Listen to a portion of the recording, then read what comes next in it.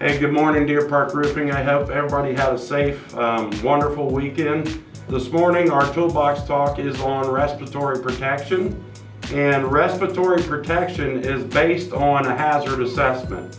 So if you're on a job and you're doing a tear-off roof, or you're dealing with solvents and the chemicals are overwhelming or the particulates aren't moving from your area, this would require you to wear some type of filtering face piece.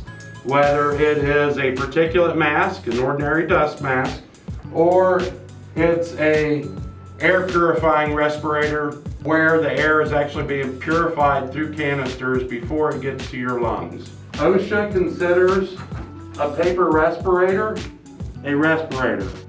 So this is a particulate respirator. This is basically your ordinary dust mask, but OSHA still considers this a respirator, and they require a company to have documentation on voluntary usage. You could run into projects that are actually become a confined space. If your parapet walls are extremely high and you're using solvents, that air is not moving, then based on your hazard assessment, you may be required to wear an air purifying respirator. There are two types of respirators, air purifying and atmosphere supplying. This is an air purifying respirator. You're basically sending your breathing air through cartridges and you're filtering contaminants through your cartridges. This SCBA is a self-contained breathing apparatus. Basically, you carry your air with you. An SCBA is only used in IDLH situations, and that means immediately dangerous to life and health. However, there are projects out there that would require to wear a particulate mask. Workers must be physically capable of wearing respirators. So what a respirator does physically to you is make you feel claustrophobic. If you're not used to wearing a respirator, sometimes they become very difficult to work in. A written respiratory protection program is only required when your safety director has determined that your company falls under the respiratory protection standards. A worker wearing a respirator must be cleanly shaven so the respirator can seal on his face.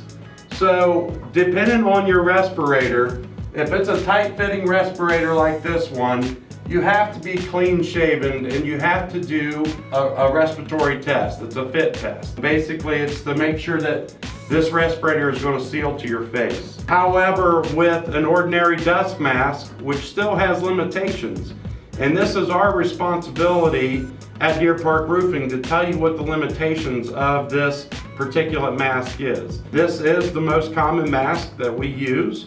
However, it doesn't protect you from everything. It's only designed to protect you from particulates. Kind of like the COVID masks that everybody's wearing. It's only designed to protect you from particulates, large droplets.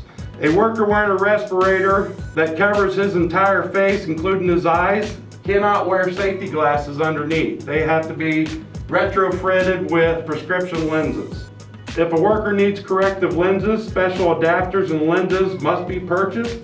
So you can purchase inserts for a full face respirator if you need one. I don't think there's anything here that would require us to wear a full face respirator because we don't do asbestos abatement. However, on occasion, we come in contact with asbestos. Our job's not to disturb that asbestos. An area must be supplied for workers to maintain and clean their respirators. So part of the voluntary usage program is me explaining to you, the user, how to properly maintain this paper mask. Just a footnote, this is a one-time use mask and it's disposed of at the end of the day. So based on your hazard assessments on the job, you should be able to determine if you need a respirator. I was on a tear-off roof yesterday on an inspection, and like the picture has showed, there's insulation all over the deck.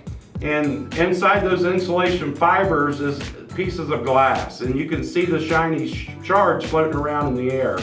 That would be a good time to wear a particulate respirator, so you're not breathing in that material. Thank you guys, have a good day.